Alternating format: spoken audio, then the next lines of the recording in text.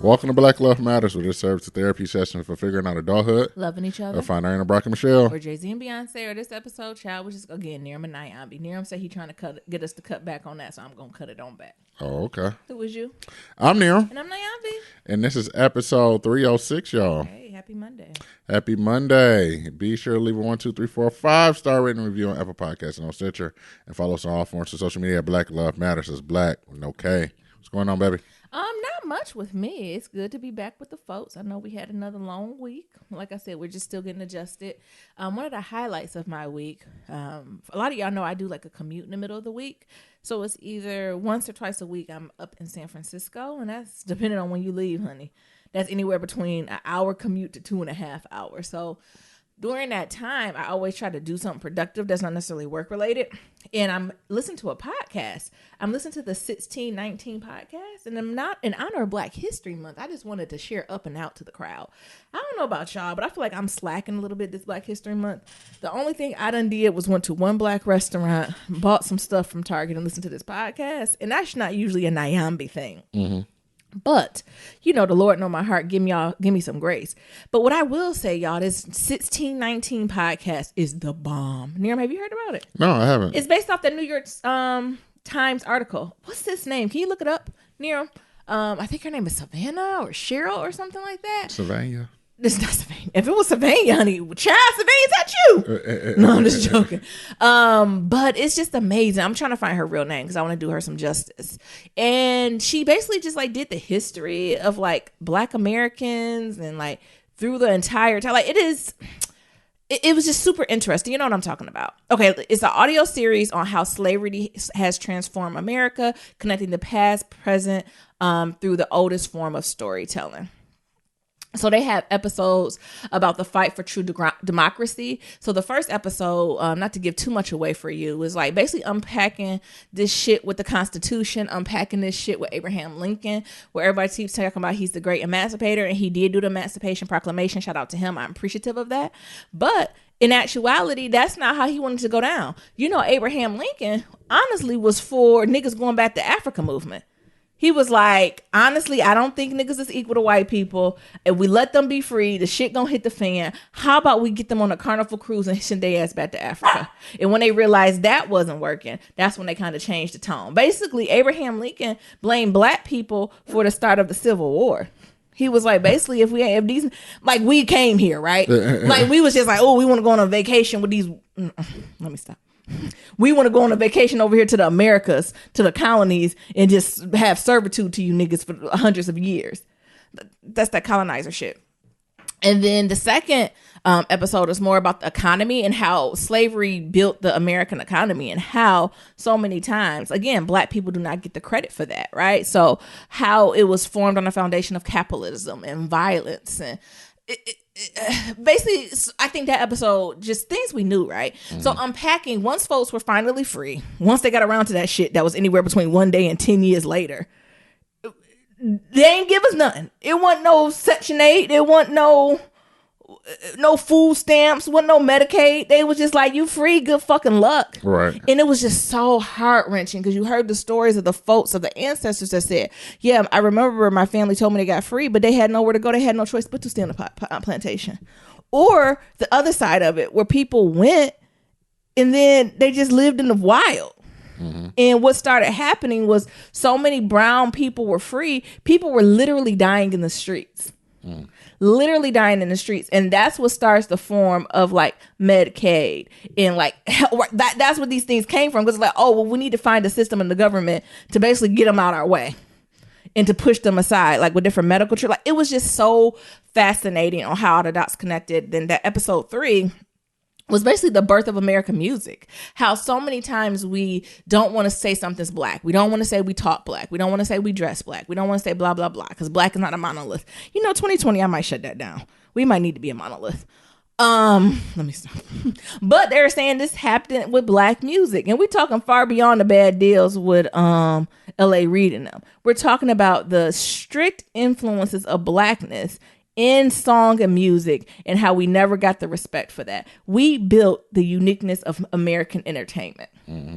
Because prior to that, the influence was like, what is it called? Like the Italian operas or Shakespearean plays. Like that was the influence. All this other stuff, bluegrass, like that has came from the Black experience. Right. And again, that hasn't been highlighted. Again, I'm not talking about these bad deals Diddy and them do. We're talking about literally a birth of a genre of music was born out of Blackness. Then even the minstrel shows, it was born out of trying to mimic on how Black people sound and act. And use that as entertainment. I.e. see Miley Cyrus in 23. Ain't that what that song? No? I know what you're talking about. You know what I'm talking about? Mm-hmm. Or even they were talking about somehow that Blue-Eyed Soul, where they be like, when they be grunder. That's called scraping the pot. Huh? You talking about chestnuts roasting on open No, fire. you know how the white people be trying to sing? They be like, you know, be trying to growl. You know how sometimes folks growl. We just growl out of oppression. That come from just gotta believe, right? But again, like all these things are signaturely Black that we still have not got the respect for. And I'm going on episode 4, 5, and 6. I haven't got into those yet, but it's an excellent series. It's a nice listen to for Black History Month. It's a nice reminder. It's a couple pins that I want to go further and read more about it myself, because I wasn't as clear on it as the author was doing. But I think it's something good to listen to children. It's something to listen to at all ages. I would love to listen to this like with my parents, or if my grandparents were alive, because I think our perspective and our vision of how we see it and how we receive it is so different. And I would just love to see their feedback, or like how they envision these stories that we were told. Again, the name of the author of that is Nicole Hannah Jones, and she's a reporter from the New York Times. It was amazing. Like, listen to the podcast. Moreover, go to the New York Times website and read her work called The 1619 Project, which is beautiful. Other things is going on. What am I catching folks up on? Work is work. I'm staying blessed and highly favored. I'm not letting them get to me. But you know what's getting to me? What? 2 things. One of my coworkers, colonizers is something else. And I know I done missed church for a while, and I can tell the devil is trying me. Oh, because no, this ain't gonna be a good lesson. One of my coworkers, we had like a bigger project coming up, and we were all meeting, and she came in virtually. And before we even started, we still doing niceties. Before we even start the meeting, she was like, I gotta let y'all know I'm gonna have to hop off. Like, I can give my 2 cents about my people, but I'm having a really rough day, and I just cannot be around folks. Like, I'm discombobulated. I'm not here. I don't even know if I should be on this call. I'm not gonna be at work for 2 days. And what everybody say? Oh, what's going on? Oh my goodness, yes, of course. Take as much as you can, time as you need. Is there anything I can do to support you? Like, And she's like, no. And you know me, I'm nosy. Oh my goodness, is there anything? What happened? If you want to share, because I need to know. Because Naomi is nosy. What do you mean I'm nosy? You are. I need to be able to tell the story when the reporters come. I'm like, well, she told me. What'd she tell you? But she was like, my cat Alfred died. And I'm like, here we go with the bullshit. I'm not calling in to work because my motherfucker. But cool. I got Mabel. You know what? Mabel died. If she died, I'm calling off work. I need bereavement. But would you cause a scene? Wouldn't you just be like, I'm not coming to work today? I don't know. So much people love her. Oh, okay. Well, no one loved this cat. We didn't even know she had a cat. So we were like, oh, okay. Still with that, I got the devil's saying, poke the bear, trying to snicker. I didn't. I was like, oh, well, I know it's hard to lose animals, so take as much time as you need, blah, blah, blah. Cool. 3 days later, she finally come back to work. We're in a team meeting, and we're doing a check-in, like, how's everyone doing? And I'm like, I'm kind of tired, da-da-da-da. And everyone's like, no, I'm doing good. And here she come. I'm still grieving. So first of all, she changed the whole energy of the meeting. So I was like, okay, I'm sorry. And then, of course, there's some people who didn't know. They're like, oh my God, why are you grieving? What's wrong? Here she come again. What'd she say? Fucking cat died. God damn it. And then somebody got nosier than Nyambi. Was he old? Or like, I said, oh my God. How my cat die? Basically. And she was like, well, he was 15 years old, had some cancer. What? Oh, shit. Me, I'm looking like cancer. And she was doing good after the first surgery, but then we had to get dialysis. And then she was talking about her cat had mouth cancer, and then she got another cat that got the same mouth cancer. And she said it's sad because the options is if they give the surgery, he die, or if he don't, he just gonna starve to death. What the fuck? You know, she was just going on, and the devil inside me was just saying, laugh, Nayambi, laugh. Like, what the bitch, what are you talking about? Let him die. Me and the other black girl at the table, I'm texting her. I said, I think I'm gonna report her to PETA. And then the black girl was like, why? I said, ain't it a crime to keep animals alive like this? When do you just... He don't got no teeth. He got mouth cancer. You got to give him liquid food. Shouldn't he die? Why he alive? I heard Dr. Kevorkian. And then the other one, I think he said one of his paws had to be amputated. What? I was like... I ain't know a paw can be amputated. I thought if you got a paw amputated, you just die. That ain't seem like the lie, y'all. It wasn't. The devil was stirring in my side. Like, as she was telling the story, the devil was like, laugh, Nayambi. This bitch crazy. Tell her she should just kill the other cat. Like, it took me all my might not to action on that. Y'all don't think so? No, when do you get to the point where you just let the animal die? Is that Southern or is that a black thing? That's what they do to horses, don't they? I don't know what they do to horses. But this cat got a missing paw, his teeth gone. I thought, baby, I think you putting all the cats together. No, these are the cats got the same shit. Then I started thinking about her. What's going on in that house? If both the cats got the same shit, what the coronavirus is happening? Well, what she got? What? Has she brought over to the potluck? I can't bring. I ain't eating shit. She got all them. What's it called? Geriatric ass cats over there. It was too much. The other thing of work that's bothering me, y'all. I'm hitting another point with the babies. Mm-hmm. You know, I be coming to this point. I be trying to mentor them, and they don't want to be mentored. And I just, honestly, it's not even a 1995 thing. I don't think. I think this is more of a privilege, pedigree type thing. What you mean? We be having conversations. So, you know, our org, y'all know, for folks who work in cubicle warrior, who are the cubicle warriors, you know, every so many years, the cadence might shift depending on your company. There's a turnaround, right? The upper level management is going to come around and look at every org and be like, what the fuck are you doing? Right. How are you doing it? Is it efficient? Where can you trim the fat? Is you niggas over here sleeping? Right? That's a natural cadence. That can happen every year, every 5 years, every 18 months, but it's a natural progression. And usually when that happens, it's an all man hands on deck type thing. Like, we're looking at processes, we're stretching people a little bit harder in the work they're doing just to see how efficient we can be. And so we telling the babies we're going to do this through the next H1. So what does that do through early summer?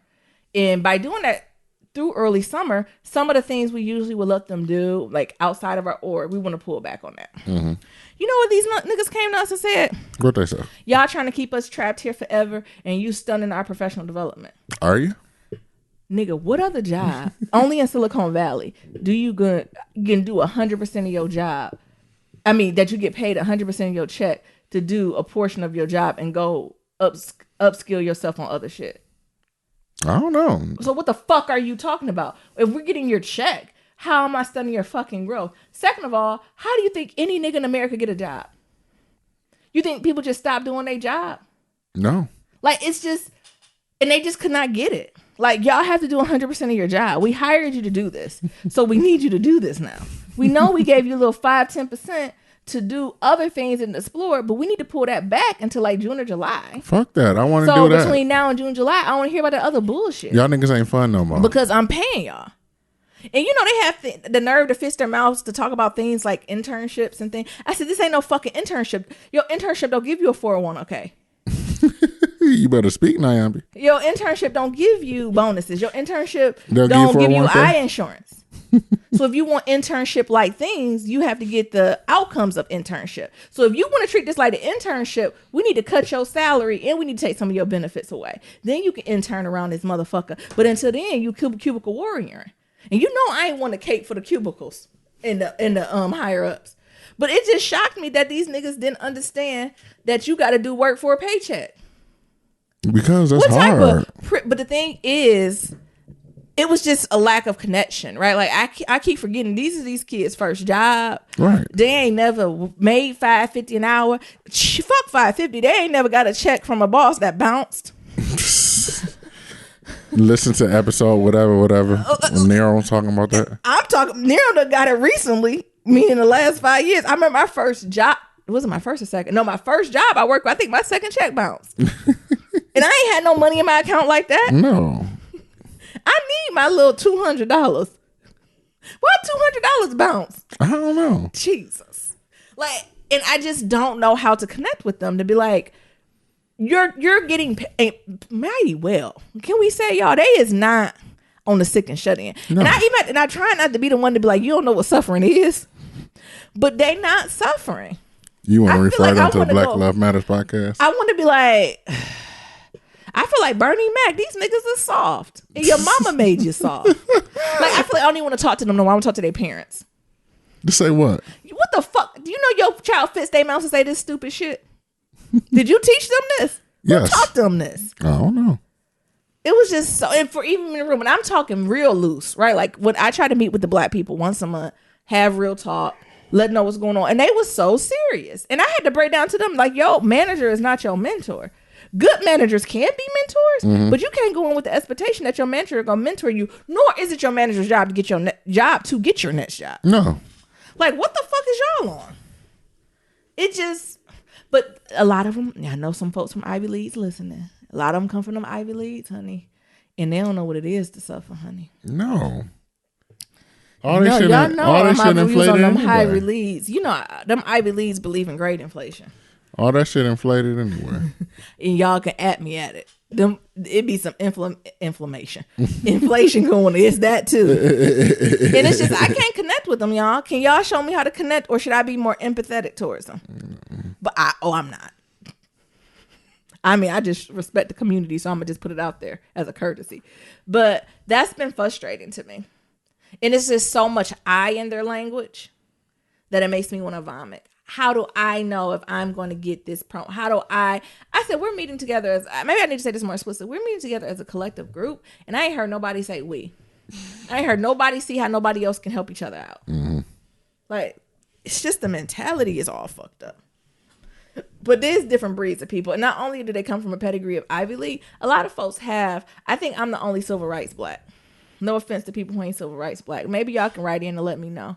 We got some black folks who mixed with Asian in there. And they going with their own shit. And then we also got some black folks from like the continent. Mm-hmm. But not Nigeria, because Nigerians get it, honey. Shout out to y'all. Shout out to Igbo. Yeah. Nigerians might be funny, but they know the fucking game. Okay? Nigerians, am I lying? Okay. I know that. You know, me and Nigerians, we fall out sometimes. But one thing we agree on is the work. And pulling your fucking weights. You don't got to worry about Nigeria not pulling your fucking weight. But we got some other folks. We got some folks from Ethiopia who just come off real clueless. Oh. My family came all the way from Ethiopia to live in D.C. They worked really hard. I said, what part of D.C.? They told me the street. I said, oh, that ain't the block. Somebody was an ambassador. That ain't U Street. They didn't come to Howard. And see, they don't know I know my history to see what block you lived on. Just because you say you're from Ethiopia and I see no commercials don't mean you're poor. Okay? You can run that on the white people, but who you ain't gonna run that on? Nyambis. But I don't know, Nero, do you think that's a disconnect? Is that weird for me? No, I think, ain't nobody from Oakland at my job. I think the thing, well, because they ain't hiring though, for starters. Come on. But I think, we've been through so much that you are definitely becoming the old head. And it's like y'all young niggas ain't been through shit. Because like they first job is this. Your first job is this. You don't know what it is to get burnt on a grill. Burnt by the fry. And the job don't even got no incident report. Right. You just send your ass home. Then they'll deny you got burnt at work. Right. We're being robbed at McDonald's. Oh my God. I was robbed at my sub place too. Did we talk about that? I don't remember. Yeah, my first job, I'll say it, I was at Tubby Submarines. Shout out to people in Detroit. And it was a white neighborhood too. A white boy came in there and held a gun up. He used to work there. And we were so scared. Then this nigga had the nerve to say he was just playing. That was the last day I worked there. I went and got a job, then I went to the bot store. I said, I can't do it here. I could have stayed in Detroit for this. What was your held up at? McDonald's. What did he do? Was it unemployed? It was an old manager who got fired. Told you it's always a prior employee. And he put our ass in the freezer. Ooh. Oh shit, that's dangerous. Could y'all get out? It was the refrigerator. So it was like the first part was the fridge, and then the back part was the freezer. Okay, so y'all didn't freeze it. No. Freezer, that's dangerous. So it was like the fridge. Okay, yeah, you can live in a fridge. There was like 6 of us in there. Was it at least close to the next shift? Yeah. Or did niggas call 911 when they couldn't get their burger? There was a mixture. Nigga, I be scared if I go to McDonald's, ain't nobody answer my order. Hello? I leave. Hello? I start running. You see me on the camera just running out. That wouldn't be scary. Yeah, that would be scary. Is that what happened? Was everybody in the freezer? Yeah, they put everybody in there, bitch. Who got y'all niggas out?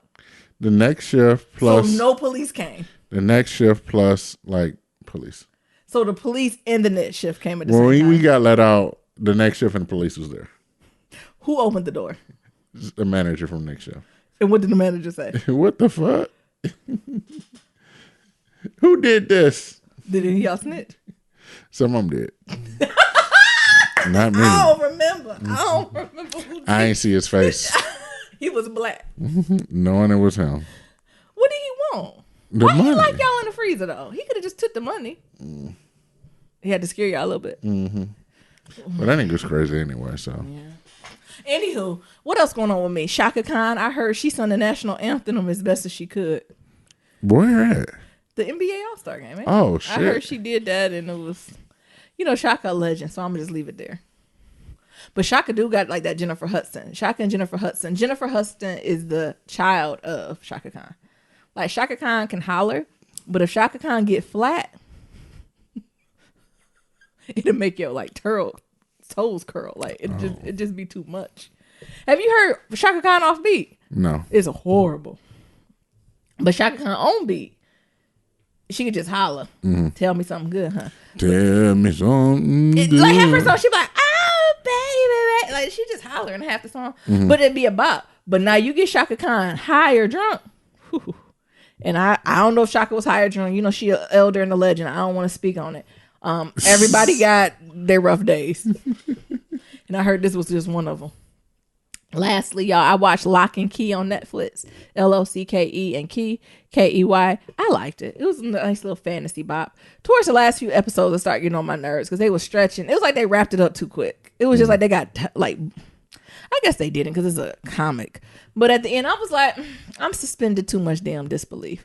But it was cool. I was too invested, so I had to continue to watch it. It was good as a fantasy novel. It was about these kids who moved to this old house and white ass Massachusetts, because everything is haunted in white ass Massachusetts, and it's this house full of keys, and the keys have different magical powers. So you get one key is to see inside your brain, or like how your brain functions, like meaning like conscious, what fear looks like personified. Another one is a key to a door that every time you open it you can go somewhere else. One, you can change genders. Like, it's really interesting. I was just telling Niram how I wish I just read more sci-fi or what is that, fantasy type novels as a kid. Gotcha. Or I wish I just did more. I was more of an R.L. Stein girl, and I remember asking my parents, and they was like, I don't know, go to the library. Are there any more books like this? No. I was like, oh. Meanwhile, they ain't know about the Adventures of Amazon. Exactly.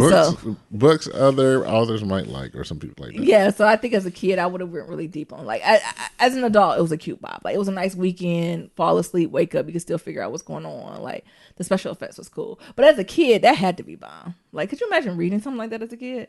I could see I would be up all night. So, that always takes me back a little bit. What's going on with you, Nero? Well, a couple things.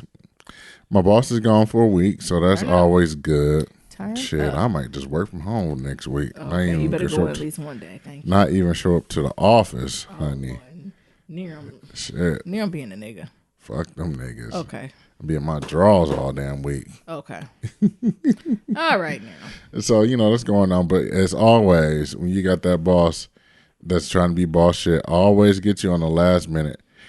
Hello, Niram. I got a project for you, but it has to be done in 3 hours. It has to be done this Sunday because I leave on Monday and I'm not coming back until Friday. And I'm not coming in on Friday. So we need to go ahead and do it today on Sunday. I said, I'm busy. Ooh. Well, we can do it after you get done being busy. She don't give a fuck. Shit. Because she what? She the boss. She signed checks. You want this check? I don't know. What Yandy say? I sign checks. Actually, I know who signed the check because I get direct deposit. You better find out. I always knew who signed my check. And so, I had to go do that shit. Shout out to Yandy and Medicis. He done got out. Yeah. I sign checks. So, I had to do that stuff. But before that, I was preoccupied with, a photo shoot for, a small publication you may or may not know. Called, just going to be out there like that. All right, Nero. Nero getting closer and closer. They see I ain't gonna know who Nyami is. You can find out who Nero is. What you talking about? But you ain't gonna find out Nyami. So, I just had a little publication, a little photo shoot going on and shit like that. So, it's pretty exciting. But just, just going through that and just working through that. And then right afterwards, going to work with my boss was, I don't know, I won't say tiring. Nigga, that's blessed. You sound like them kids. Hey. It's what you pray for. You and them kids getting on my nerves. Why is you getting on your nerves? Oh, I'm just chasing my dream and accomplishing them and have a boss who's supportive and requires me to do work.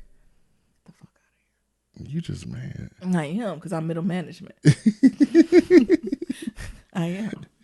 You mad. It'll be bad for the next 5-6 years. I know. Maybe decade. Take a long time to jump. You and this damn middle management. It's going to take a long time to jump to director. Middle management is purgatory. Oh, you just be so down. Middle management is purgatory. Oh, you just be so down. Anytime anybody have any type of joy, just trying to speak their truth. You was not talking joy. Every time I speak their truth and stuff. Oh, look at me! They're trying to trust my goals. They're trying to chase after my dreams. Yeah, because you niggas think it's gonna be easy. You just mad because you ain't got no dreams to chase after. I got a dream. You the one who ain't showing up for it. Oh, what dream is that? I want to do Black Love Matters twice a week. You keep crushing it. And if y'all got the question, it was Nerum again. Continue. Look, Nerum's booking busy. Okay, come on. And I'm continue to be booking busy. Okay. What else? Oh, hating ass Naomi. Just something true. So just excited about that, about all the stuff that's going on and just going on and prosperous in life. What? You mumbled that. Oh, everything that's going on as I am working on towards momentum in life. Gotcha. That's what I said. Blessings. Other than that, work was good. What I talked to my therapist about this week. I think it's other stuff like slowing down.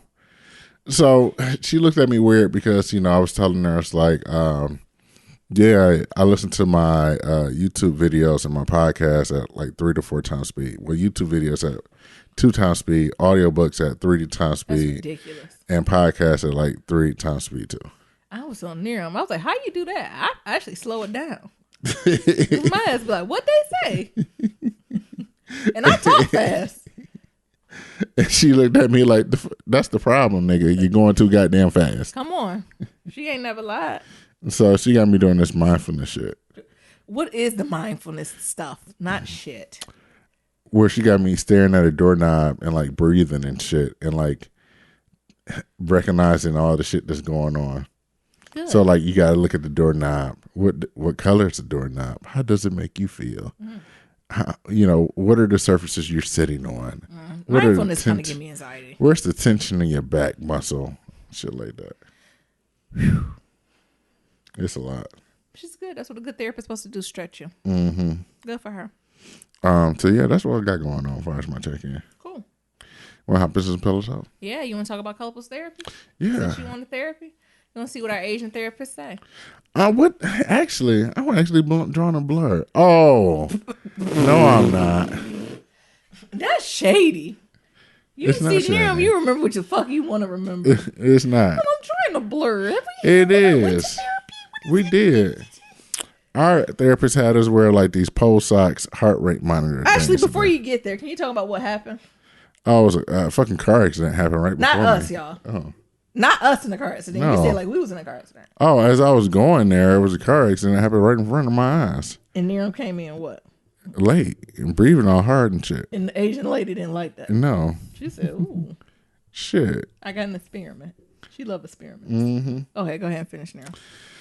So first she did her mindfulness exercise too. Yeah. Mindfulness I'm getting hot thinking about it. Maybe it's the wine you drinking. Mindfulness kind of fuck me up. Maybe it's the wine you drinking. I need to do mindfulness for a black modern woman. What is that? I'm not thinking about it because maybe having you squeeze muscles and then release them and then you be thinking about shit. I'll leave a little more riled up than I came. I forgot about that. He done reminded me. So, our therapist got us putting on these after we did our little mindfulness exercise, she had us put on this Pulse Ox heart rate monitor on our finger. I started to put Amanda Seals on her, like, just as a people, I'm passionate. But ain't she got to do with your heart rate? Nigga do. Oh. Nigga, people ain't passionate and calm. That's an oxymoron. It has nothing to do with your heart rate. You can still be passionate. So, she got us wearing these things and having us check in as we had these conversations. And she like looking at the numbers. She said, you're escalating a little bit. Oh, you're escalating, Nyambi. I said, I'm always escalated. It was just interesting to see. And she was like, you don't need to talk until your heart rates calm down. Mm-hmm. So she was like, it's not that you can't talk, but you have to control yourself enough to bring your heart rate down to your resting heart rate and then have the same conversation, which is a task. Yeah. And the thing is, you're supposed to be so smooth to know physically when your resting heart rate is getting up and to stop, pause, bring it down, then continue the conversation because it's supposed to be different. Yeah. You're supposed to be. You don't think it was different? I guess so. I think I just got tired. Because you were so calm. You ain't never been so calm all day. Did you like that idea? Do you think that was better for you or me? I think it was better for both of us. Oh, okay. Nyambi. Yeah. It was better for both of us. You think? Yes. Why? Because I don't know if I was a fan of this one. You was talking about buying it. Yeah, for you. Oh, shit. No, Mabel scared me. Mabel, be quiet. See how I be on this edge. Shit. God. Oh, I wonder what my rate is now. It's probably through the roof. Quiet. No, because I want to do it for Niram because Niram be like, I'm too ramped up, I'm too excited, and he be calm and shit, and I think he just be bullshit. And I'm like, what did a heart monitor say? So that's why you want a heart rate monitor, so you can look at it. Yes. So you can be like, you lying now. You calm. You at below resting. You at 56. Yeah. Oh, lying ass. Yep. Lying ass Nirams. Why do you think it would be beneficial for me? Because so I can be like, look how riled up you are right now. Yeah, I mean, but it's a good, like, if you're a hothead, I think it is a good thing to get. Like, to physically have something to show you that your heart rate is escalated. And it's not that you can't talk about it, but you cannot move on for the conversation until your heart rate is back to a stable pace. And the thing about Nyambi is that she be like reliving shit. Like, when she be talking about the stuff that happened at work, like, Nyambi be yelling and shit and having an argument with herself. And I'm like, what the hell are you yelling for? Because I'm passionate. So it was interesting. I think this has resonated a little bit more near on than me. I'm up for trying it, but it was one of them things where I was like, this is too much. I feel like by making me be calm takes a little piece of Nyambi away. Why? I'm intense for a reason. Why does it take a piece of you away? Because I'm intense. That's what makes me special. Do you really think that? Yeah. Oh. Y'all don't think so? You don't think I'd be intense? Yes, you didn't fall in love with a piece of my intensity? Oh, no. Okay. What piece of me you fell in love with? Your lips. Shut up. Speaking of that, okay, we'll move on. You done talking about this? Yeah, I thought it was good though. I know you did. You didn't like it? No. Well, why don't you speak up then? Because I just realized it because I just processed it externally. That's so, whatever. What?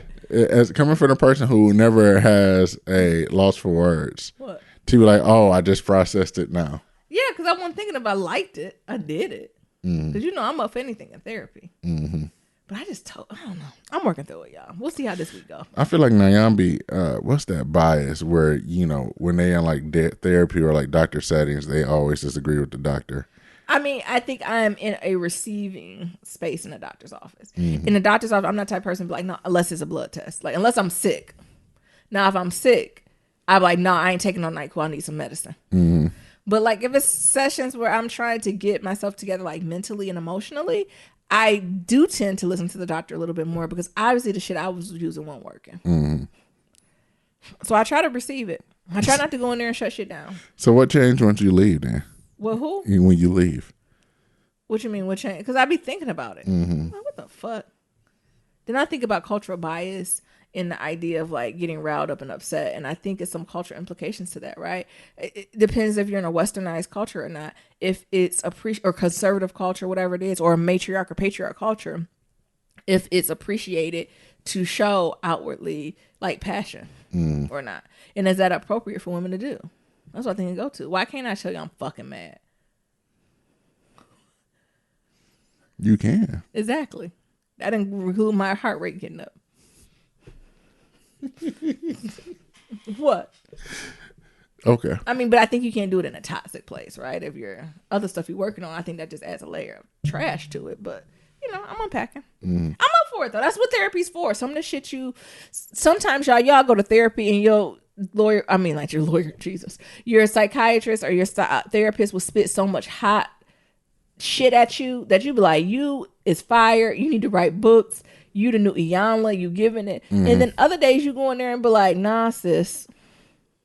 I'm not picking up what you putting down. We'll try again next week. And that's the truth of therapy. I think that's the piece of therapy people don't tell you about. Because there's been times I've been in therapy and I'm like, nah, never. Let's not bring that up again. Not working for me. And usually when they do it again, I'll say it. Like, I'm not going to go there every week and they're going to keep talking that stupid shit. But I give everyone one chance to be like, okay, I heard you, but I ain't picking it up really. So let's go on a different path. Have you ever told your therapist no? I have told mine. I was like, I ain't going. That ain't going to be a good one. That's not my ministry. That's usually my key tone. I'm like, I hear what you're saying, but that's not really my ministry. So maybe you should ask me a different question. So what's going to happen when we go this week and she bring out the little things again? She's not. But what she does? She's not. Because she in the early stage, she's getting to know us. She's throwing everything on the wall to see what sticks. She's trying to get to know us. I feel like therapists don't start repeating shit till at least 6 months. Oh. So we ain't going to do it. It's in 6 months that she try to bring that shit up again. I'm going to have to shut it down. Oh, okay. I'm like, no, thank you. So you and Niram set up a session. I already have a therapist. Okay, then. Well, don't bring it up. Or I'll leave. I'll go sit in the hallway till y'all finish taking your heartbeats. What? Oh my God. What? Yeah, I sitting here while y'all do y'all heartbeats then. Ain't no shade. I ain't gotta get mine though. I don't need mine. Main one with the heart rate all up and shit. Actually, I got a pretty low heart rate even when I'm riled up. Anywho, what else is going on? We gonna talk about Valentine's Day now? Yeah. How about you tell us? Tell us how like this plan you had out. Plan? Surprises and how you.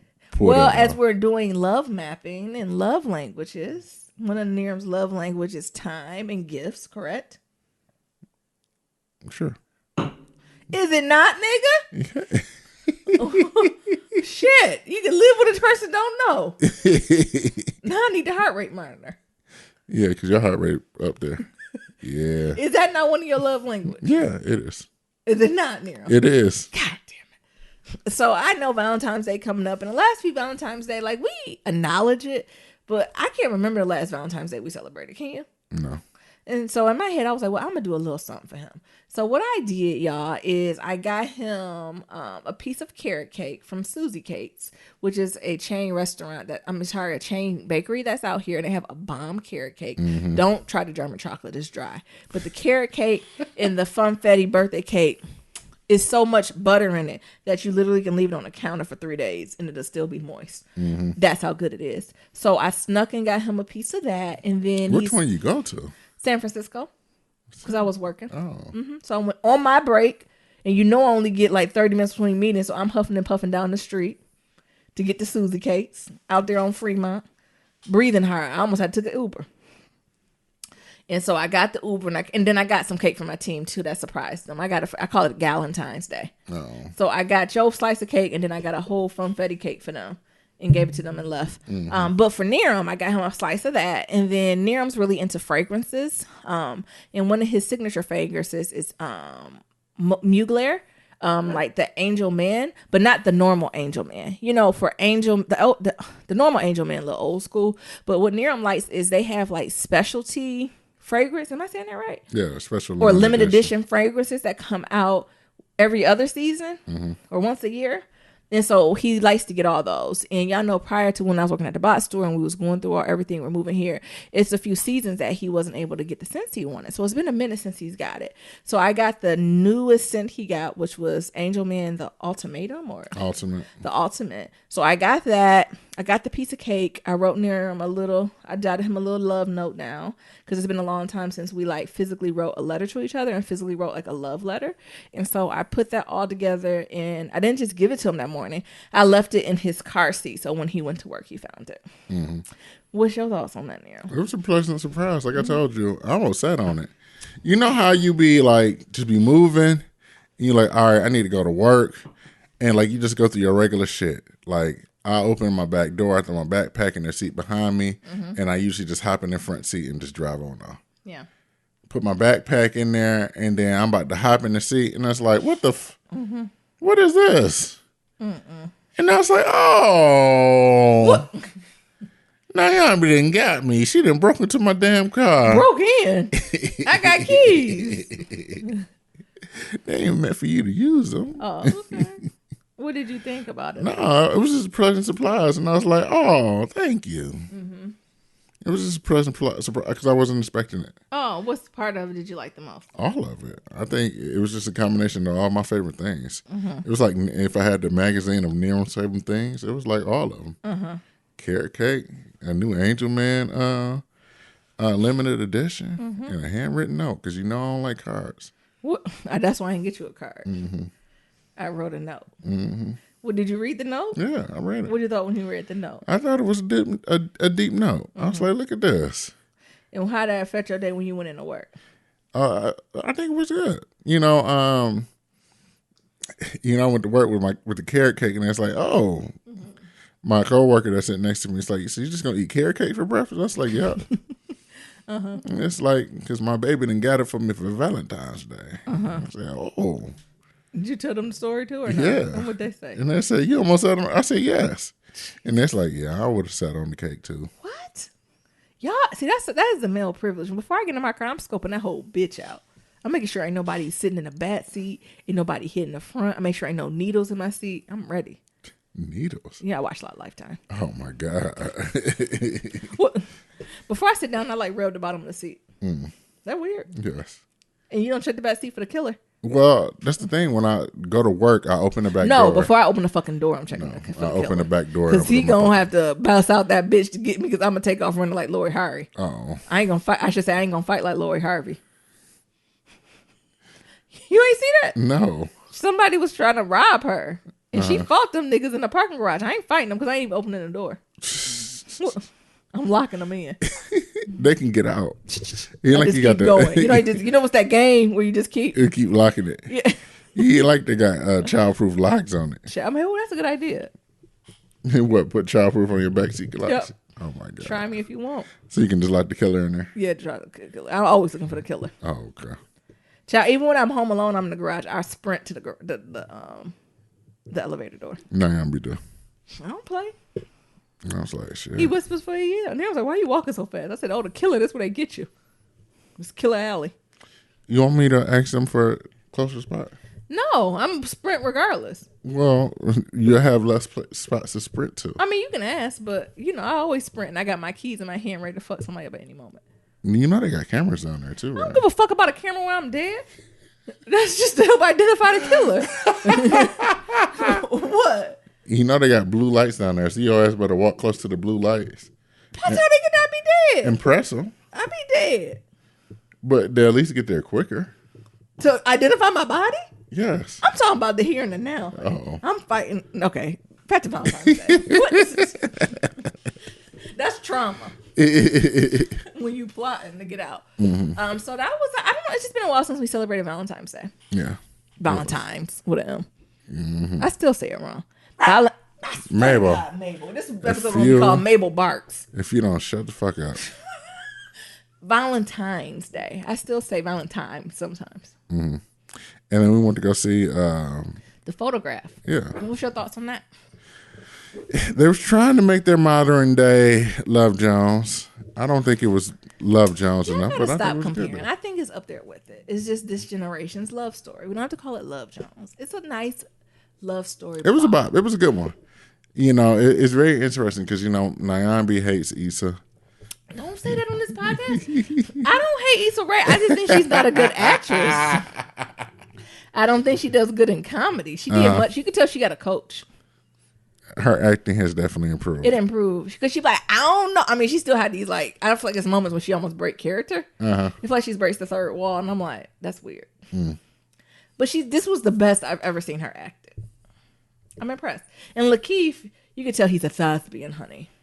He is. He problematic for different reasons. And we gonna forgive him. No one's canceled. But you can tell Lakeith is a thespian, honey. What favorite problematic Lakeith moment is your favorite? Lakeith is just clueless. I feel like that nigga's just dry interview. How does nigga be sometimes such he just says things like he don't realize what us normals are going through. Like he wasn't normal 3 minutes ago. Okay, maybe he playing in the community. Oh, yes, he was. Maybe he was never normal. You're not about to have me do this on this so they can pull this up when I interview him. Oh. Naomi actually said he was a basic nigga. Cue soundbite from Black Love Matters, episode 306. No, but he is a dry interview. Yeah, I don't like when people go to interview to promote a movie and like their answers be one word. Like Issa was carrying that. Issa carried all the interviews I seen with both of them in there. And I mean, but that's her personality, right? When she shows up interviewing, talking, good key, she always comes off super authentic, connected, grounded. Like that's never was Issa thing, right? I just said she's not the best actress, just like Gabrielle Union. That don't mean I ain't gonna go see it. It's just there ain't no Viola Davis in this bitch. Well, everybody can't be Viola. I know that, and that's exactly why we gotta have Issa's. Because the way she be crying with the boogers. Oh my God, I don't know where Viola be pulling it. But yeah, Lakeith sometimes, I don't know. Like I don't like when people come on to promote their shit and it's like you doing them a favor. Like they doing you a favor. And it's just like, niggas just start watching black movies. Relax. What? Never mind. I almost said something real off. I almost went down Tyler Perry. Did y'all see me pause? Yes. I was about to say something real problematic. Let's get back to the photograph. It was really good. It was just a different type of black movie. It was good to be seen in that fashion. It's definitely not one of them. It's not a storyline that you're going to be like, oh my God, never would have thunk it in a 1,000 years. I think it's a story as old as time. I think you probably can figure out the ending. I think there's thousands of white movies that's been based on this, but we just haven't did it with a black lens. And I just appreciate having an old school love story with the black drop of blackness. Low key, that was just beautiful about it.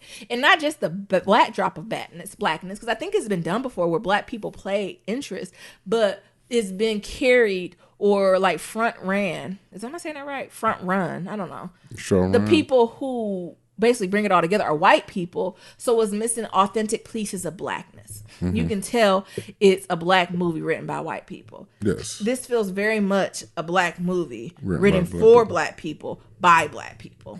That, of course, anyone would be able to see and be able to dive deep into it, of course. And I think that's just what's the unique piece of it. Was the storyline revolutionary? No. But was it good just to see black people on screen in like just a romantic drama? Yeah. Like that's what it was for.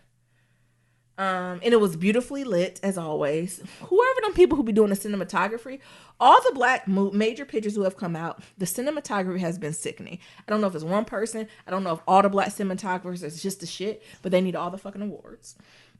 2, that soundtrack, which Issa is known for.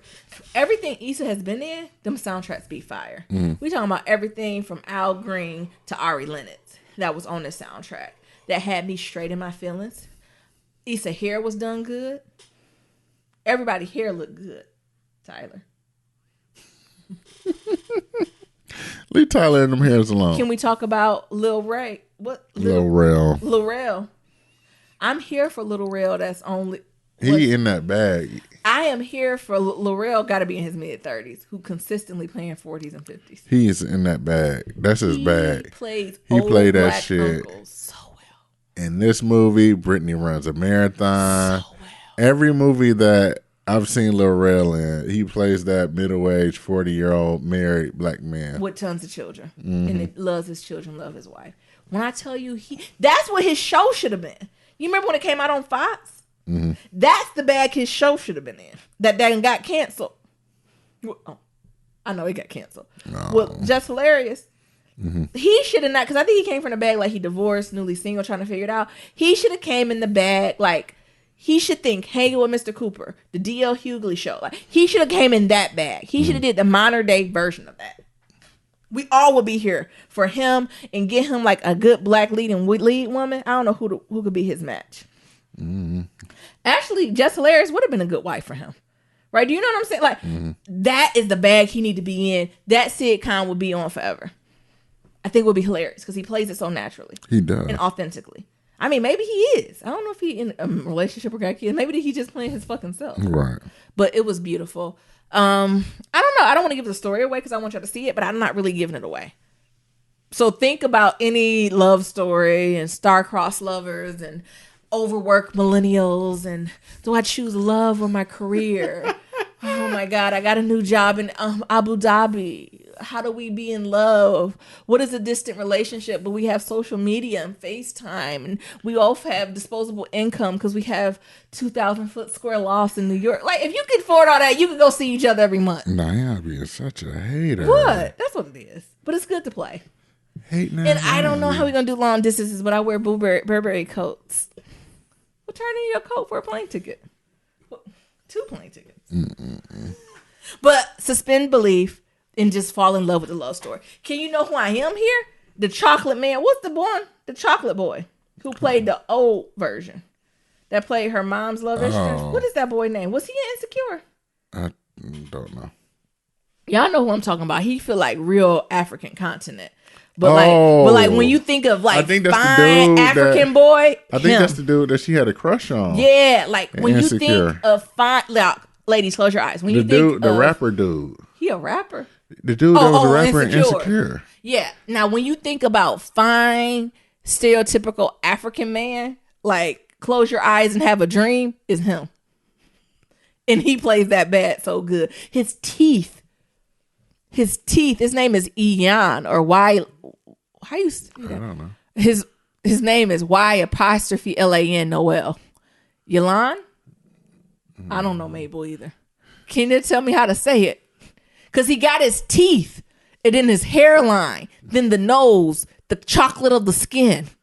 Then his hands look like he know how to work with his hands. And those hands don't look soft. They don't look callous, but they don't look soft. Mean he'll put in work if needed. But also his hands ain't gonna chafe my body. Where was he born? He was born in Queens. I say he from Africa. I guess we all is. Yeah. But where his family from? Haitian I descent. keep going deeper. He Haitian descent. He Haitian. Come on. Okay, Haitian. I'll take it. Haitian African. Shout out to Haitian. Shout out to the first folks for free. I love some black Haitian rice. But whatever that is, it's the root. Why are you shaking your head at me, Nero? He fine. It's a compliment, y'all. But it was good. Go see it. It was good. It was great to see. Oh, and he a noob. Oh my God. Are we talking about the Kappas again? Have we checked in on our friend? Had they made it up with what's his name? Boosie Badass? Let's see if anything going on with Boosie Badass. He just got a CD. The Breakfast Club said that if I said the CD, I'm dated. If your person pick you up in the car and they playing Boosie Badass, you a side chick. Instead of any love song. Yeah, he just got a song that comes out. Why are you looking at Boosie Badass? He only 5'6". Yes. He is 37. Yes. That is a hard 37. I thought he was at least 48. No, that nigga done been in jail. That nigga done killed somebody, and he got like some type of autoimmune disease. That's all. Do you have anything else about the photo? I love it. It was good. You got any other thoughts about Valentine's Day or what they say Saturday, Side Chick Awareness Day, Side Nigga Awareness Day, or as they said, what's it called? Sad Single Awareness Day? Mm-hmm. Any thoughts on that? I think it's a cute holiday. I think we should get back to it. Yeah, I think for us. But like, you know. What you mean for us? Yeah, for us. Like, but the y'all I think niggas. it's for anyone. If I was single, I would just show love to like a friend or a parent or somebody. It don't have to be romantic. Like, what the fuck is Galentine's Day? It's just for girls. Like if you're single, you can appreciate your girlfriends. There ain't no And dude. Black Love Day was there before. There ain't no dude in Times Day. Niggas. Men always got to be included. You sound like white people. There's no white cultural center. It's assumed it's every other fucking day. Jesus. Why am I gotta stay on there? Why? Like a bad habit. What? If you don't stay on it, it'll creep back up. Oh, okay. Do you not like the idea of Valentine's Day? Do you not like these type of holidays? Do you don't like having like the gifts and all that? Do you not like that? It's one of the things that it was just never celebrated in my household. Mm-hmm. That when you get woke, you also just find the reason like, oh, now I see why we didn't do it. What is the wokeness behind Valentine's Day? Just saying, it's Don't bring up that massacre shit. Hallmark holiday that was just brought on by the card company to sell cards and balloons and shit. So when do you show appreciation to your partners or people around you? It should be every day. Oh, okay. Like Black History. Did you feel obligated to give me something for Valentine's Day? Kind of. You did. It felt it. Kind of. Why? Because. Well, Niam don't want to have this on the podcast. He tried to drag it out. No, because like we really ain't talk about it. Tree is glue. We really ain't talk about it. Why we have to talk about? I don't have to talk about it to do nice things for you. Mm-hmm. But we really ain't talk about it. So I was just assuming like, oh, this is just gonna be like our typical like not celebrating Valentine's. So we're gonna if we bring life into this world, they ain't even gonna know what Valentine's Day is. They gonna go out to this world and be like, what day is it? Yeah. Uh-huh. So I was like, shit, she done got me something. Because I was talking to my coworker, and it's like, well, do I get her something? It's like, you probably should. Oh, who said that? And I said, but I'm going to the movies. Who did you ask your coworker? Which one of the coworkers you asked? You already know. The one who like Mabel? Yes. What did he say? You probably should. And I was like, see, this is why I don't like Valentine's Day, because there's so much goddamn pressure. We didn't talk about this. We ain't agreed upon nothing. And then here she comes surprising me with all this shit. We've been together for over 15 years. Why the fuck do we have to talk about Valentine's Day and agree on shit? Something? And here she comes surprising me with shit. And I'm thinking this is going to be a regular day. We just going to have dinner and movies on a Friday. Would you have been sad if I just did it even later? Yeah, it would have fucked me up. What? Why can't you just have joy? I don't give gifts to get them. If I want to give an exchange, I'll be up front. Mm-hmm. But sometimes I'm just feeling good. Because there might be one holiday I don't have it in me to get for you. And it has nothing to do with my love for you. It might just be my bandwidth. Gotcha. And you don't see that. I think sometimes you don't. I think when it becomes a trend now. Now that's when it's bad. Now, if it's every year I'm getting you something and every year you go, oh, I don't forgot I got low bandwidth. That's a problem. Nah, but it's sometimes I do think it's important to surprise and delight a partner. Y'all women, it's hard. It's like a moving target. I would have been like, oh, just thank you. Or just not celebrate it. And then you came back three months later. That your ass ain't even get me shit for fucking Valentine's Day. I didn't got you a gift. I'm acting like I don't know what day it is. Right. I didn't got you the gift and the cake, your favorite carrot cake, and wrote you a note and you ain't did shit. And I was like, fuck. Y'all let us know what y'all do for Valentine's Day. Do you think gifts needs to go both ways? What do y'all think? All right. Also, do y'all niggas celebrate Sweeties Day? Niggas in the Midwest do. Sweeties Day is in October. Last Saturday of October. Mm-hmm. Sweeties Day is cute. It's okay. But the thing is, for these holidays, I don't expect extravagant gifts. Like I said, I got you cologne and like a cake. Like these aren't holidays you go cash out the bank. These are holidays, whatever little disposable income you have that week or that week prior to, you get something special for their folks. Like I think of these holidays more as like special touches. Mm-hmm. Like the cake didn't break the bank for me. The cake was something I had to plan for months in advance. You know what I'm saying? Mm-hmm. So it's different. All right, you want to do a little kitchen table talk before we close it out? Yeah, go ahead. So we're doing the brusses because it's from last week, Shout Out Friday, or I think it was a shout out on a Monday. It's from Adas. Remember, this was the person who was in like white ass New England. They had their person and they're having a little issue with their partner. Mm-hmm. So the part of their email it gets to is the second issue is with my partner. So let me preface my question issue by saying that we haven't seen each other besides FaceTime in 2 years and haven't had sex either. The last check-in with you guys, I broke up with her and decided to move on, which I did, but she pulled me back in with promises to do better. After a year of not seeing each other, she decided to come visit me from Seattle. Unfortunate for me, the visit was not what I thought it would be. I outwardly showed her how much I missed her by kissing her and holding her. She said she was uncomfortable with PDA and was immediately turned off. She went into saying that she loves me but is not attracted to my middle state. I remember this is the person who said they were having a little rough time at their job, not fitting in, white ass New England. It took a hit on their anxiety, depression, all that stuff. She went on to saying that she wasn't attracted to me because of my mental state. Our communication has diminished and she can't be intimate with me in this state. She did end our conversation with her mentioning that she loves me and she still wants to make it work. Yes, Nyambi, you told me to break up with her, but how do you make it work with someone you've been with for years? I know you recently said that you and Niram are going to therapy, but it's not possible for this. Besides breaking up, side-eye Nyambi, what can I do?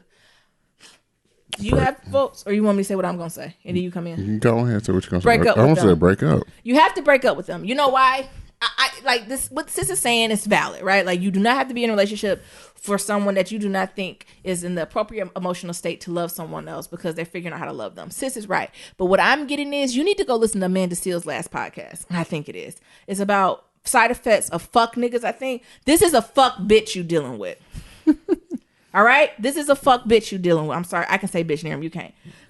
That you're dealing with, right? These are all the symptoms. Fuck niggas and fuck bitches, what they do is they lead you on with just enough, right? They're never grounded. They never follow up. They keep you at an arm's length and they keep you interested at their own disposal. Doesn't this read just fuck nigga shit to you? Yeah, it does. And for y'all who don't know, and Amanda just does it perfectly, it's a difference between a fuck nigga or fuck bitch and narcissist. Like, a lot of people think those are the same things, but the difference is, like, fuck boys, fuck girls, those are phases in life. And usually you're a fuck girl, fuck boy until no one else is fucking with you. Right. And then you have this life epiphany. Like, my new thing is that people don't change, but life changes people. And you finally be in a situation where you're like, damn, ain't nobody fucking with me. Why ain't nobody fucking with me? Oh, because I'm a fuck nigga. I need to do things different. Right. But a narcissist is a fucking personality type. And that's just who the fuck they are. And they're going to continue to do that and bounce around to other niggas to get what they want. So to me, sis, I know you going through your own stuff. I know white ass New England's not where you need to be. I know you getting therapy. I know you going to get your own personal therapy and figure that out. But she is reading fuck bitch to me because it's given just enough, right? So 2 years together and y'all only got to cross to see each other once. Ain't no flights. It is a direct flight from Seattle to Boston on JetBlue that be under $300 because I took it when I was a recruiter. So if you don't got enough money to make that $300 work every 2 months, you're too broke to be in a relationship. But I don't see that as possible because you got a good, cute government job and you would have paid, right? So, like, just the fact that sis is not even making the effort to come back and forth, the fact that sis is not only saying I can't be with you in this state, not giving you no options to say, sis, if you go to so much therapy or if you can do this, we can work out from there. Or just breaking it off with you to be like, I can't do this. No need for me to lie to you. I can't do it. But fuck niggas and fuck bitches, what they do, they keep you in the pocket till they free, right? Because then they get to texting you, hey, big head, thinking about you. Right, and then they come do what they gonna do, then they'll the deuces, right? And the thing is, fuck niggas, fuck bitches, all relationships don't gotta be sexual. It can be emotional. It can be supportive. It can be you just need somebody next to you. It can be somebody you just need somebody to talk stuff out. Hell, you can just be bored. And that's just what it's reading to me. And I think due to your emotional state, sis, you know, I can say this because I'm your brethren in depression and anxiety and in therapy. They taking advantage of that. It sounds like it's almost borderline gaslighting. Well, if it was for you, if you had your shit together, we could be in a relationship. Get the fuck out of here. Ain't nothing you can do, sis, until the phase is over. Unless they prove to you this their personality, then they a narcissist. And then, you know, narcissists and fuck niggas and fuck bitches is attracted to folks who want to help, do better, cultivate people, amplify folks, fix shit. Are you a fixer? I don't even answer. Yes, you are. Like, it's attracted to that shit. I'm not letting you have this. Break up with her. Until tonight, just listen to this episode. Sis, are you listening? Are you a fuck bitch? Are you a narcissist? You're gaslighting. And didn't even give up the poem. Get the fuck out. We're too grown for this. Didn't even give up the poem. Didn't even give him no ass. That's all she wanted. At least gave a piece of ass. Right. No, we sanctified. Sanctified fuck niggas. I don't want to fuck you with your emotional state. What is the perfect reason? Exactly. But outside of that, fine. Whatever you're gonna do sexually, that's y'all bodies. But it just I don't have another option. Niram gonna give you options. I don't have an option. But I don't. It is not reading to me. Read what Maya tell you. When people tell you who they are, believe them. And what they're reading to me is really like fuck niggas and fuck bitches. Because that's what they do. Like, they lead you on and what did this other person do? Probably nothing. Work for Microsoft. Right, you know. We said what? Work for Microsoft. I don't know. Do they Just work for making Microsoft? No, but the thing is, it's like, go listen to Amanda Steele's Side Effects of Fuck Niggas Part 2. I think that's what it's called. And she just gonna give it to you.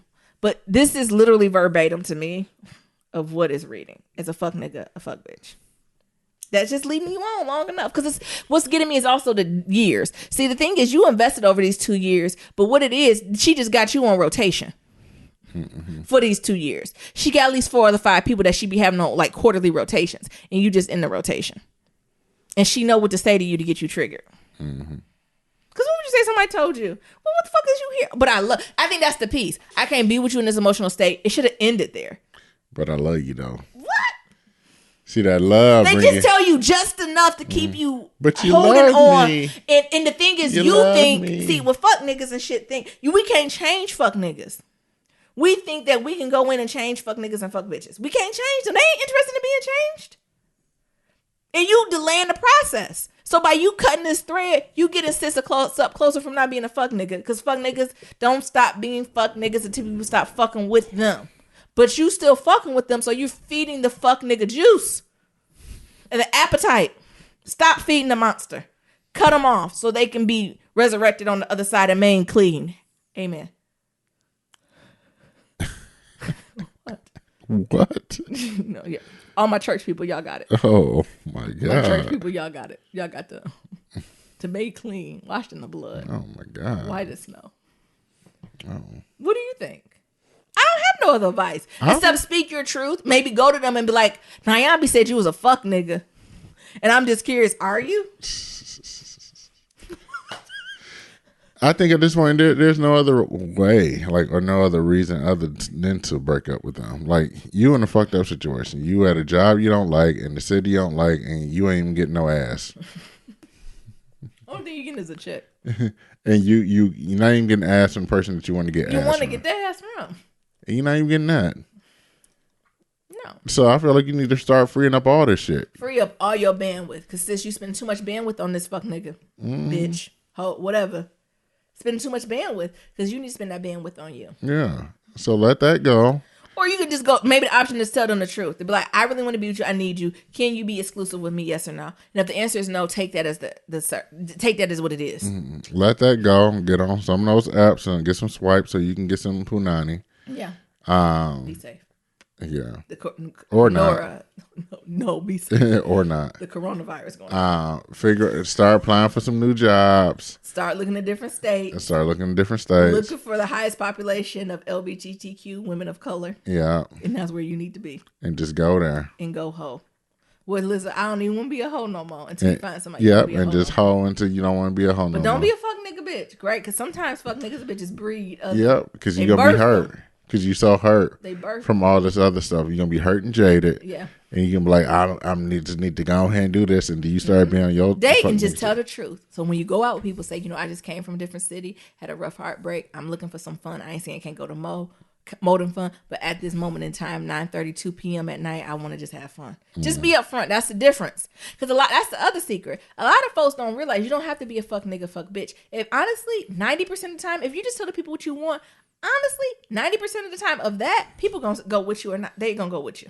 Especially if you a person of a certain age, it's more respect you put on somebody if they tell you the truth. More respect you put on them if they just tell you the truth. That's the secret sauce though of 30 plus. You just trying to fuck and do nothing else. Okay. Fuck and go to work. Fuck and go to work. Cool. Can I at least get? That's when you start negotiating. Well, can we go to Red Lobster? Is that gonna be on you? Every other Friday we go to Red Lobster. Okay.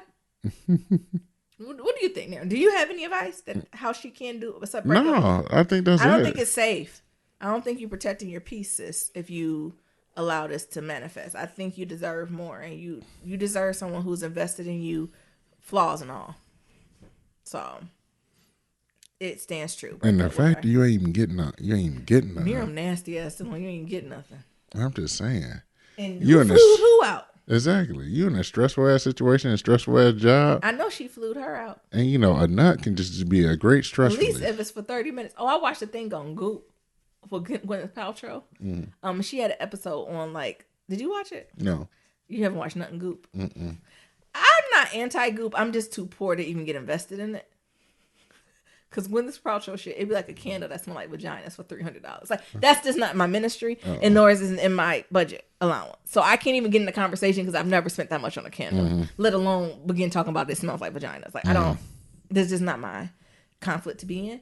But I watched one of her episodes on Netflix, and it was about like women and pleasure and orgasming. And it was like this white woman who was on there who'd be like, you bitches have been having sex wrong their entire life. Basically, the white woman was like, women don't know their bodies. They call their vagina the sexual organ, and it's not. The vagina is the birth canal. What you need to talk about is that vulva. You need to start talking about the clitoris. You need to talk about rocking. You need to talk about tension. She said to have a good orgasm, it takes anywhere between 20 and 40 minutes. What y'all getting these 1 minute hit a quitters, ain't it? It was interesting. Go watch the episode. Sorry, I'm talking to you, sis. Because I think she do some classes out there in New England. Goop? I would treat myself to that. The Goop? No. Goop had, like, each episode is a different topic. Gotcha. And one was women's sexual pleasure. And it was basically this old white woman is talking about, you bitches don't know your body. You don't know how to bust a nut. You talking about you with other people. You trying to please your partner. You don't know how to please yourself. What's this called? And Gwen was like, vagina. Wrong, bitch, vulva. And not only that, she has a method. Because usually women get aroused. I'm sorry if the children are listening. By clitoral stimulation. And she's like, that is just the beginning. You need to be doing clitoral stimulation. You need to be rock. It's something about this rocking method. It's something about like it needs to be a whole experience with tension, right, in your body. And it's something that minimally takes 20 to 40 minutes. But once you hit her with the hit, once you hit them with the heat, it's supposed to send you off. And they actually had on the show somebody going through it. And it was like, I don't know what just happened, but that bitch ain't never lie. And she like 80 and looked like she's at least in her 60s. And she's like, I bust a nut every day. Can I grow up and be that grandma? Can I be the black version? I hope you do. And what she was saying, like, because men, no offense, men is just more like hit her and quit it, right? Like, you stimulate the penis, and there it is. He said, but women, like, we have not only the external organs, but we have internal organs too that people don't even begin to touch. And why? Because if not, we have more nerve endings than y'all got, and we're not even touching them. She said, why? Because you're scared. And you know, she was in her white woman, we are the earth bad. Have you looked at your vulva? You don't even know what you look like. You think you look like them girls on the porn. They done had surgery. They done clipped them off. I said, oh my God. It's okay if they sag out, sad. It was good. It was good. It was a moment I was like, you're right. We do as women need to just appreciate our body for what it is and not take porn. Porn is exactly what it is. It's entertainment. It's a movie. It's make-believe. And if you don't have someone who's teaching you to love your body, no matter how it looks, and that your vagina is normal, that your vulva is normal, and it's okay to do these types of things. And before you have sex, honestly, with other people, you need to have less sex with yourself. It's important because if you don't, and then also is this section about, do you even know how to give feedback to your partner to say, this feels good, this doesn't feel good. And furthermore, do you even know what feels good? Because you be so out of the connect. You be so disconnected from your body that you don't even know what you like or don't like. It was good. Like, I know I got a little graphic there at the end, but it was nice. It was just good for women to watch. And honestly, I would even say teenage girls. Maybe this is a different episode. I know we talked about when do we start having sex talk with kids, and I think that's early. And maybe not all at once. So I think before the sex talks was clumped all together. I do think it's something that should start young, and every year you kind of layer on and on with it. But when do you have the talk, or parents, do you not have the talk of like, who teaches your kid how to, like, how do you teach someone how to have sex? Is that the job of the godparents? Do you know what I'm saying though? Like, who teaches you how to have sex? Because Jesus, hopefully not porn. Yes. And how to pleasure yourself, and how sex is not a negative thing. Of course, you should always be safe and protect yourself, and you should engage with partners that you have a connection with, and that there's consent there, right? Like, maybe even more consent than connection, right? That you are both aware that this is something you want to do, or however many people in the room. But what does those conversations really look like? That teach you how to do what you want. Like, that is okay. It's not shameful to have pleasure during sex. Who teaches you that? What you think, Nira? I think we had this podcast before. We talked about it a while. We talked about it a while ago. What do you think, though? Is that the job of the parents? I think so. Because they ain't teaching it in schools. No, I don't know if the school obligation is talking about this is with pleasure. I don't know. Somebody need to teach it. Does somebody just need to do a Saturday class and everybody just drop their kids off there? Hey, you might find an itch. And it's not about hoeing or go out and have sex, but it's like, if sex is painful, you should tell someone. Like, it shouldn't be, because that's cute that something else is going on, right? I don't know. That's what the show got me thinking about. Like, oh, this old white lady spitting hot knowledge. Why is she just hiding and doing this in her Brooklyn brownstone? Like, this is something that should be available on, what's somewhere where you can take courses, online courses. Oh, Coursera or something like Yeah, that? it need to be a Coursera. You don't think? Yeah, I do. I mean, I know Mabel did not bring this ball. Mabel just rung ball. She said, y'all niggas Mabel been told talking us to too wrap much. it up. Go ahead and close it out. Y'all let us know how y'all Valentine's Day went. Y'all let us know how the photograph went. Y'all let us know who taught y'all to have good sets. And so Close it Jeffrey, out. call us and let us know how we use all this shit. You Use just sent what? this shit that he sent us. Oh, Sir Jeffrey, I forgot to do that. Okay, I'm gonna do that this week. He probably that's what he called for. He said, "You silly niggas." I ain't get the voice. Because I'm over here burning Palo Santo now. I hope I won't supposed to put that nowhere else. I'm burning because I like the smell of it. Oh my God. As always, to submit your Black and Love story, go to blackandlovematters.com. To submit a question for Kitchen Table Talk, shoot us an email, blackandlovematters@gmail.com. And to leave a comment about anything we talked about, head on over to that website.